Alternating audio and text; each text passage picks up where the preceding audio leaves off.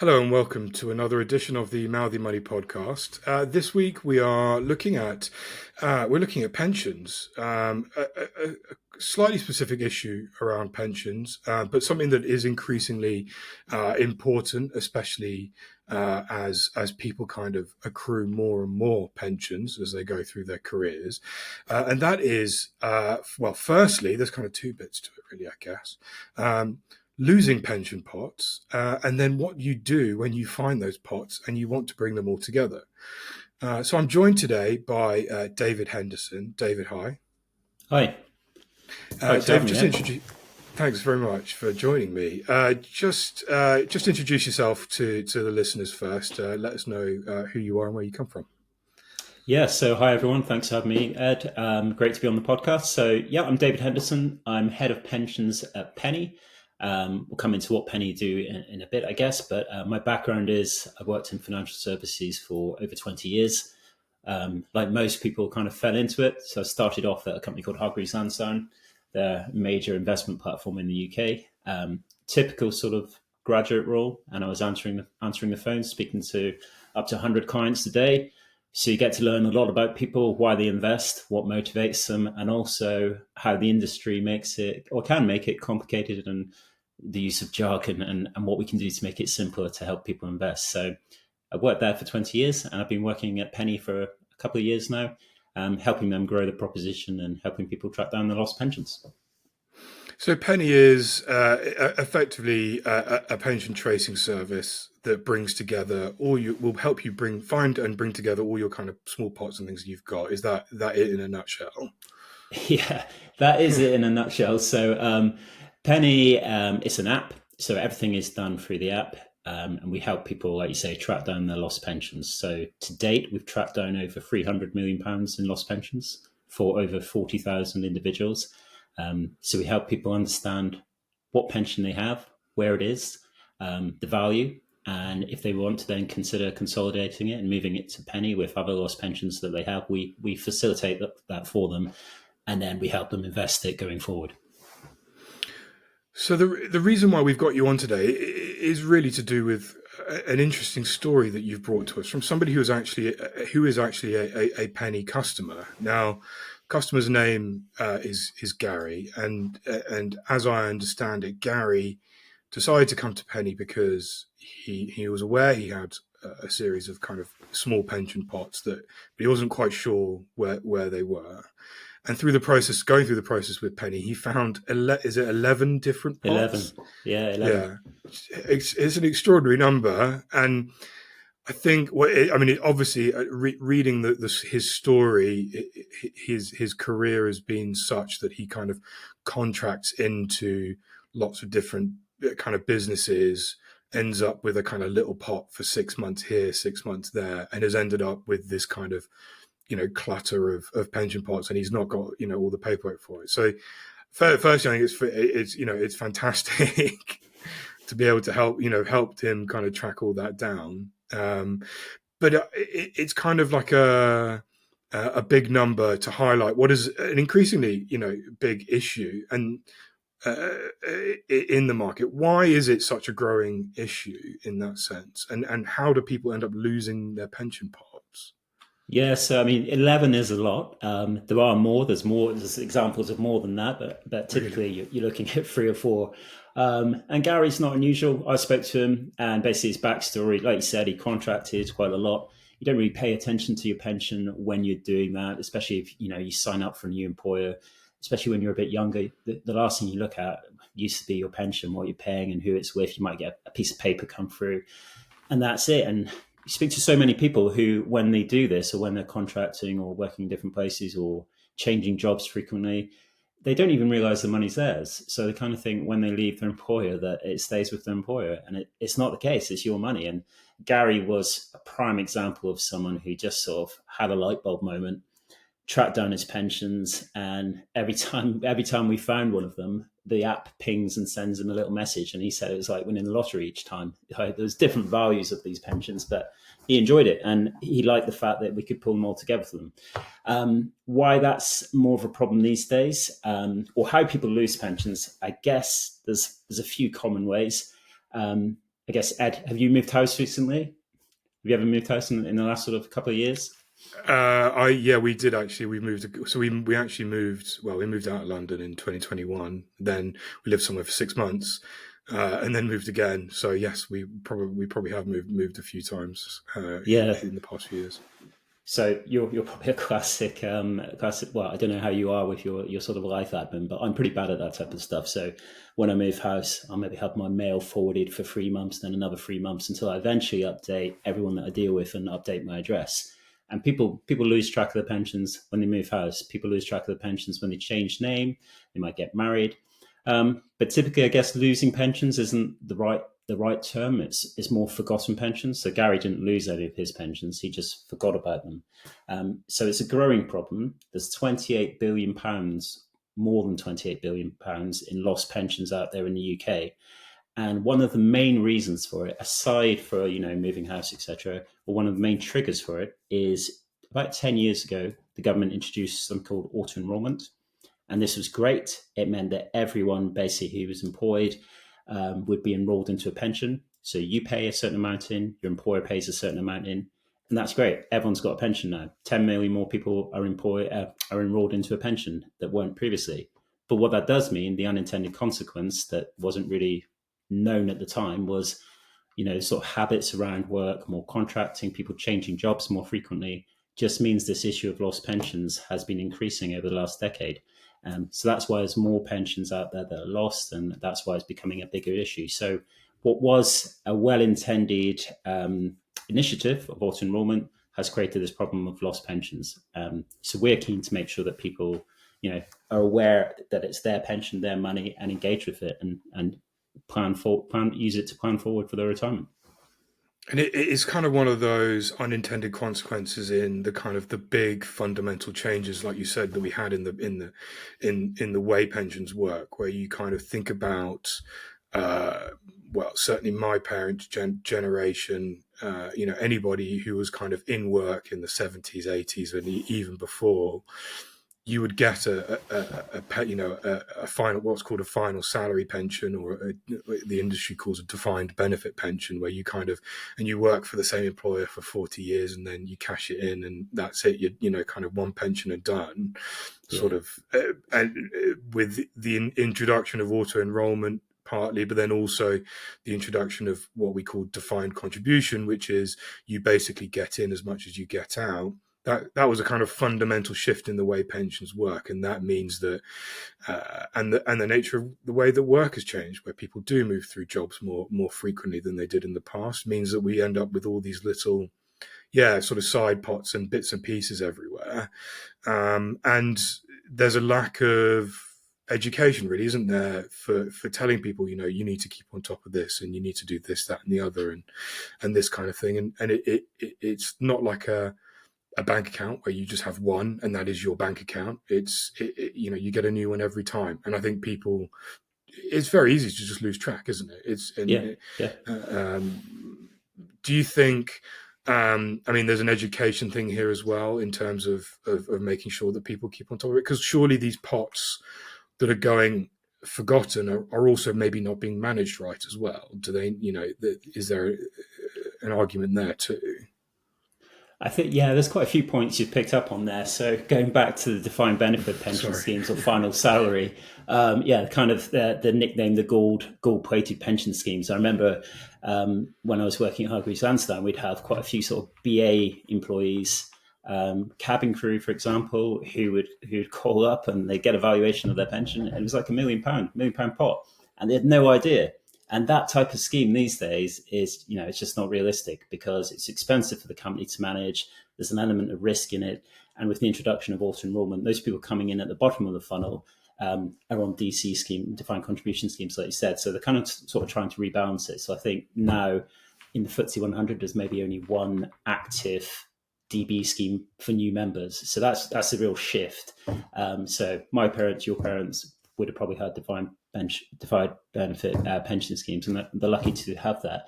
I think with auto enrolment, we're talking about the sort of unintended consequence of lost pensions, and where you see a difference, I think, in terms of education is it very much depends on who your employer is. Some employers are really hands-on. they'll say, this is a scheme we've chosen for you. We want to help you educate. We'll run financial wellness courses. We want to tell you when it's tax year end about making contributions. We want to help you understand where to invest, how much to invest. And that's great. If all employers could do that, that would be a fantastic thing for individuals. Sadly, if you're working at your local butchers and they've also enrolled you into Nest, for example, pension scheme, that's not realistic, and that's not really going to happen. And that's where, like, for example, I spoke to a chap who was a chef, and I think he had about 8 or 9 pensions, and they were all through sort of small contracts with various different caterers, no engagement. Sign this piece of paper on day one. You talked about education there and where your funds invested. None of that, and that's not the employer's fault. That's just it's not a priority for them. So there is support out there. Money, the MAP service, Money and Pension Service, free government website. That's got some amazing tools on, but it's just sort of getting people to realise that it's something that they should or need to take an interest in. And we're not very good at that in the UK. We're not good at talking about finances. So the more people are enrolled, you'll see more people getting into investing as a result. So more people then look at ISAs, junior ISAs. So it's probably a slow but steady progress, I think, as a result of auto enrollment.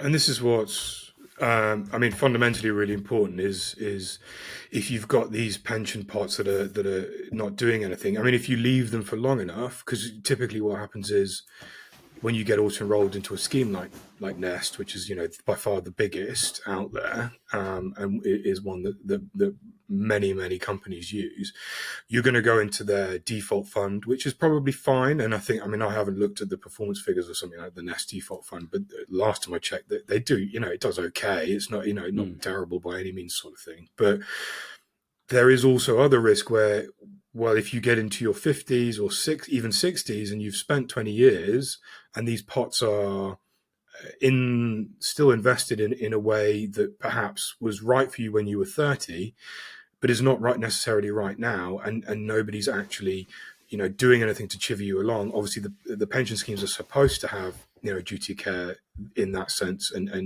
signposting and that kind of thing, but do they always have that? Not necessarily. So that's why finding the matters, right, is making sure that those pensions are doing the right thing and they're working towards what you want, isn't it? Yeah, that's right. And there's different ways you can do that. I mean, a lot of pension companies are getting more active in terms of pension engagement, and certainly having the ability to look at your pension in an app is a big part of that. Being able to just log on and see the value, it makes it real, rather than waiting for an annual statement to come around. And as you approach retirement, they'll typically write to you sort of 10, 5 years, 1 year to say, have you considered how your pension's invested? But everyone gets a letter through once a year. You're busy, you're coming in, you're doing jobs. It's not something that you might deal with straight away. So I think creating the right tools and putting in the right language for people and understanding how different users, individuals interpret information, engage with information. Digital's not right for everyone. Paper's not right for everyone. The language you use, I think all of that is really important when you are discussing pensions and sort of retirement options. So yeah, just making sure, and like you said about reviewing the default fund, yeah, you'll go into the default fund on day one. On day one, that might be fine. 20 years later, chances are it's probably not. You want to probably diversify a bit or look at how many years you are from retirement. Should be invested in less risky assets, for example? Should you have some in cash, bonds, etc.? So it's something that everyone probably should start engaging with at some point. But typically, people leave it too late and panic. So the sooner you do it, the better. So with Penny, just take me through what the process is when you guys have consolidated the pensions, like you said with Gary. What's the next step? You consolidate, then do you help them manage their pot going forward in the app? Yeah, so when someone comes to the Penny app, download the app, put in some details, put in some past employer details, some sort of key identification terms. We'll then ping off to the providers to track down the pensions, come back and say, this is what you've got. We've checked there's no valuable benefits that you might lose for transferring, which is really important. And then if the user decides they want to proceed, then yeah, we transfer them across. And our proposition is really simple. And the reason why is because the type of user that we are engaging with at the moment, their sort of understanding, experience of pensions is pretty limited. So we have free investment options, 2 funds with HSBC, and a Vanguard fund. So at the moment, it's pretty limited. It's really basic. And as we develop our proposition and understand more about our users and the type of service that they're after, we'll look to develop that. So we'll look to add more funds on. But if you invest in a SIP, which is a self-invested personal pension, you can invest in equities. You can invest in over 2,000 funds, and that's great for the right person. But if the right person might not, that can be overwhelming for a lot of people. So we found that for our users, they just want to be a simple proposition they can understand and that they can view on the phone anytime. Yeah, I mean, I kind of agree with that. I think I used to be very much the view that, oh no, everybody should have millions of choices and then you all need to get on with it Yeah, and figure out yeah, what to do. But actually having that kind of limited basket with a clear explanation of what each type of thing does, I think is probably preferable for most people who are probably not that engaged and don't want to feel like they need to dabble in it that way. I mean, I personally I've got a SIP and I do that, and some of the stuff I've put things in has been less successful than others, but that's all on yeah. kind of my head, my own head. I think it's probably less stress to have a simplified um, proposition in that sense. So I I think think, everyone that's yeah, I go think on. everyone sorry I think everyone that has a SIP or is new to investing at some point will start off and have like multiple investments and then gradually Yeah, learn that actually that's quite hard to manage, and there's a certain number that is the sweet spot, and sort of whittle it down, and as they become educated in terms of what works, manage their portfolio better. But yeah, for Penny, that works for us at the moment. Limited choice for the users that we're attracting. yeah, absolutely. So I think there's something which is quite topical at the moment that I wanted to kind of touch upon, and I think some listeners might be thinking here, well, well, I've got my pension or I've got several parts. Am I really that bothered about how well it does? No. Why? Well, because I've got state pension to fall back on and that kind of thing. And I think for me, there's this kind of almost this mentality, and particularly with the national insurance cuts that have come recently, that have made people worried that it's going to affect their state pension somehow. Do you think there's an issue there with kind of how we in the UK kind of think about our pensions and the way that we have this kind of mental fallback, as it were, on something like the state pension, which doesn't really exist, but everybody seems to think is, some sort of backstop? Um, yeah, I mean, the state pension it's a good thing to have as a sort of a boost, but in terms of what it actually provides, currently I think it's £221 a week, so just over 11k a year. If you are just planning on living on that, you're not going to have, I would say, uh, that enjoyable retirement. So there's something that came out recently, which is the PLSA living standards, which basically says how much we think you need to have a good retirement, a comfortable retirement. Okay, so they split it down into 3 levels. So, and they base it on, say, minimum, which is like one weekend away in the UK a year in terms of holiday. So for a single person, you need 14,400 a year. So state pension is 11, you need another 3k, and that's a bare minimum sort of lifestyle. You're just sort of ticking over. Moderate, maybe add in one holiday here and there. You're looking for a single person, 31k. So again, you've got your 11k from the state. You still need another 20k. Comfortable, and this is kind of like a couple of holidays a year, replacing your car every 5 years to a sort of good standard. Kind of the sort of retirement that most people think they're going to have. The ability to give their grandchildren some money, perhaps at graduation or whatever. You need a single person again needs 43,100. So that perception that you're just going to rely on the state pension, avoiding the debate of whether it's going to be there or not, or how it's made up. People really need to take a look at it and make sure that they're adding some provision for themselves as well. So they've got the workplace pension, they've got the private pension, and making sure they're taking responsibility for that as well, because you do need to start planning early.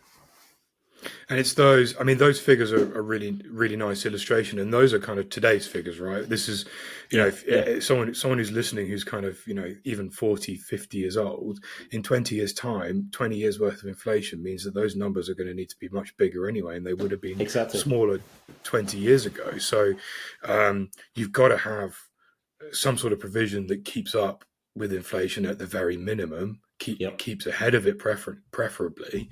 Um, Obviously, there's no guarantees when you do that when you're investing via a pension, but this is kind of the best system that we have in order to provide that potential.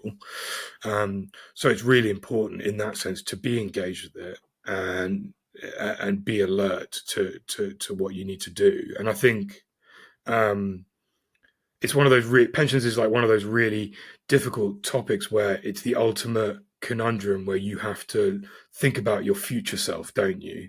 And Yeah. think, okay, what do they need? No, it's not what I need today. It's what I'm going to need in 30, 40 years or 20 years or whatever it might be for you.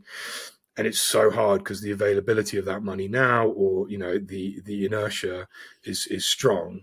But yeah, it's. I mean, I could sort of probably sit here and just wax lyrical about it for quite a long time, but I think people would start switching off. Yeah. But it's Well, so important, isn't it? it is. It's the ultimate head in the sand thing as well. Should I want to go on holiday this year, or should I put some money in my pension? And auto enrollment works really well because you don't see the money, so the money's gone before you even see it. And that's why I think you can have some quite useful tools on some of these new apps where you have these savings pots where it just rounds up. I think Moneybox do it quite well. And again, it's that idea of you're not actually seeing the money, but it's creating a habit and it's putting money away. And if you can even put away just a tiny bit each month in your pension, or make the most of the matching contributions your employer is offering you, it makes a huge difference to what you have in a pot. Go online, have a look at some of there's loads of tools out there. I mentioned the map service earlier. Have a look on there. There's some tools. You see the type of pension, the size of pension pot you need. And even it might be a bit daunting. It is daunting when you see, well, I'm never going to get that, or how am I going to get to that figure? It'll give you some tips, but do something. The worst thing you can do is do nothing. We mentioned Gary at the beginning. I've spoken to a lot of our users recently, and they all say the same thing. I wish I'd looked at it earlier. Gary says, it's elephant in the room. Other people say, if I could go back 20 years, I'd engage with my pension earlier. But yeah, do something. Even if it's just a small amount, do something. Get into those habits. Yeah, absolutely. Now, just thinking, I mean, before we kind of round off here, uh, what about the kind of future of pensions and retirement saving? Because obviously there are changes, and the government is working on actively on some of it, and has alluded to other things. What is coming down the pipeline that people can expect? I mean, I think the stuff like pension dashboard, right, and pots for life and that kind of stuff. These are important things that are coming that people need to be aware of. Well, we're recording this in May. So as of May, because pension change a lot and depends on governments, etc. You mentioned dashboards there. Yeah, so pension dashboard is a really good idea. It's basically what it is. It means that everyone will be able to log into one portal and see all their pensions in one place.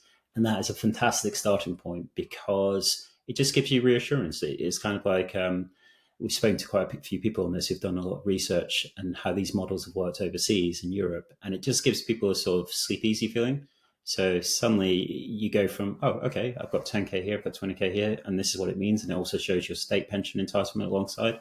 And you might not necessarily take any action off the back of it, but you've got that assurance that something's there. So the dashboard is due to come in October 2026. So there's been a lot of delays. It's gone over budget, classic UK infrastructure thing, I guess. I was I was gonna say I think they've been talking about dashboards for about as long as I've been a financial journalist, which is nearly a decade now. Yeah, but it is coming. It's coming. I was very skeptical it was ever going to happen, but it is going to happen now, and that will be great because, like I said, everyone will be able to see their pensions in one place. Other things you've got, other initiatives they're looking at, there's a couple that are kind of aligned. So you've got Pot for Life and Pot Follows Member. So essentially what they're both saying in a different way is you have one pension that you sign up to when you take your first job, and that follows you throughout your career if you wanted to. Or the other variation of that is when you start a new employer with a new employer, rather than them saying you're signing up to the Standard Life or Nest scheme that we have, you can say, hang on, I've got a pension with Aviva. I want you to pay the same contributions, but into that scheme as well. And the reason both of those are popular or being considered is because it's that consistency. So each time you change job, you haven't got to pick up the lingo of your new pension provider. You haven't got to do a new login. You haven't got to look at where the funds are invested. You've got that consistency. And I think that's quite important. So both these ideas have been considered, and there's a lot of sort of viewing from the Australian system, which has implemented some of these already, and the learnings from that. But they're certainly not in the next 5 years. I'd say these are a long way down the line. But it's good to consider these things. And I think the outcome and the intended consequence is good. Yeah, I think the dashboard, obviously, like you say, is definitely happening. The pot follows person stuff, I think perhaps a pinch of salt, because I think we may soon have, and actually as we are recording the stuff going on in Parliament, but we may soon have a different government who has a different view of it. So I mean, as you say, pensions change is always changing, which I think is a nice line.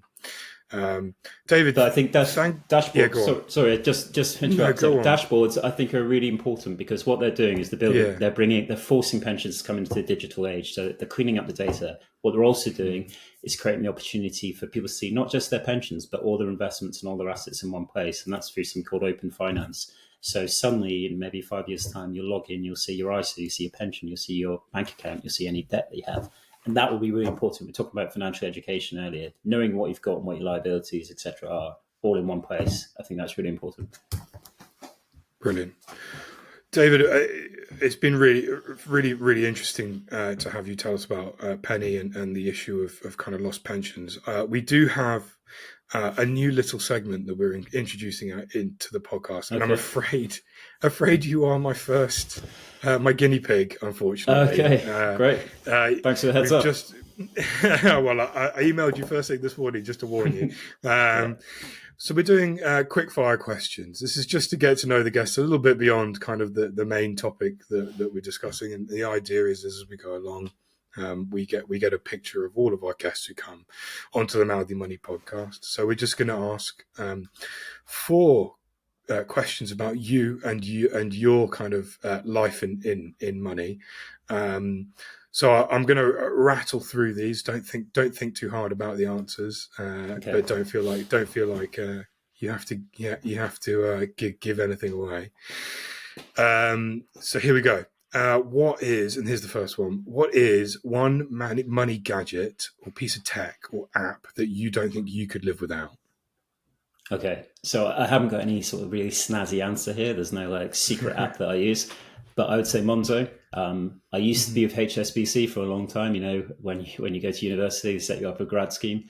And I left them just after sort of early days of Monzo, and they are amazing. It does what it says on the tin. It's easy to use. I've never really had to contact them. It just works. And HSBC, when I was with them, I'd be on the phone to them once a week. I couldn't transfer money without having to phone up. It was a nightmare. So I'd say Monzo. It does what it says on the tin. Easy to use, great user experience, and they're innovating in the space as well. So this might colour my next question, which is a financial company that you've had a good experience with.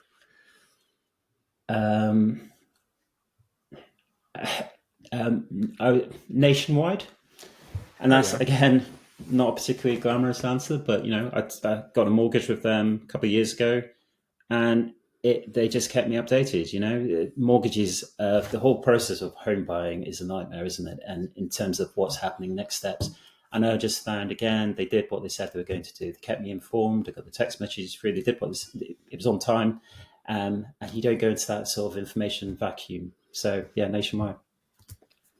Lovely. And you've already given me one, but I'll ask for another. A financial company that you might have had a bad experience with. I won't name the specific company here, but I would say 50% of the incumbent pension companies that we deal with and have dealt with. And that is your classic sitting on hold for too long. That is your classic computer says no, copy and paste responses. Lack of training, staff that don't have access to the systems they need to answer queries. So you understand how frustrating it is for people when they're trying to get information on the pensions. So I think, a couple of those. So pension companies need to do better. Good answer. Yeah. Last one. Where or to whom do you turn to for financial like advice, or it doesn't need to be advice in the strictest sense, wisdom, guidance, help? Yeah, well, I'm quite lucky. I used to work at Hargreaves Lansdown for 20 years, so a lot of my friends are financial advisors, whether that's a good or a bad thing. So I can always go to them. But I guess outside of that, family. Like I said, we're not UK in the UK. We're not very good at talking about finances to our friends and social circles. So always family, I guess. My dad's always been one of these guys who's been a real stickler for spreadsheets. So he could tell you the cost of a beer in the resort they go to in Turkey for the past 10 years. So he keeps a daily spreadsheet. So he keeps an eye on the pennies, so to speak. So classic Scotsman. So yeah, Sounds family, I'd like say. sounds like somebody who I would get along with quite well, being personally, being a fan of spreadsheets, Yeah, and yeah, I'll somebody put you in he should go. touch. He should go and work part time for the ONS or something like that. He'd probably Yeah. be helpful to them. Oh, he'd love that. Brilliant. Brilliant, David. Thank you so much. Really, those are nice little answers to the question. I will just round off for the readers just to say, obviously, everything we've covered today is for information only. If you are in a position where you kind of need, financial advice, or you're thinking about what you need to do with your pension, it's good to seek that expert advice rather than relying on anything in particular that we've raised. Obviously, David works for Penny, so if you're in a position where you need to consolidate a pension, then that is a company to have a look at. David, thank you so much for joining me. It's been a real pleasure, and hopefully we get to speak again in the very near future. No, it's been great. Thanks for having me on, Ed. Lovely. And thank you, everybody, for listening. Remember, you can subscribe on Apple Podcasts or Spotify, and of course, sign up to the newsletter on the Mouthy Money website just to keep up to date with everything going on there. Thank you, everybody, and goodbye.